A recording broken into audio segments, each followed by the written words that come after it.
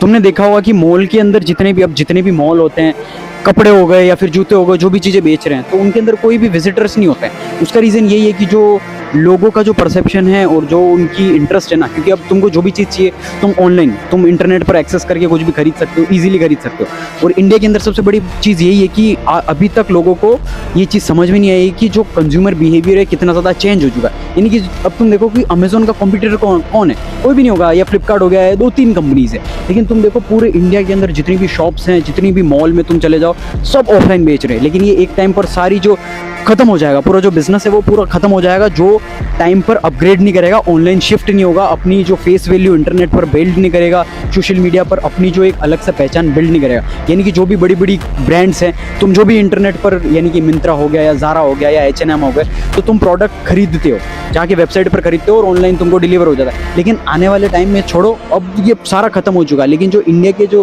Businessman है, छोटे छोटे बिजनेसमैन है, ये आगे जाकर बिल्कुल ही खत्म होने वाले हैं। यानी कि इतना गंदा इनका डाउनफॉल आएगा ना, तुम सोच भी नहीं सकते।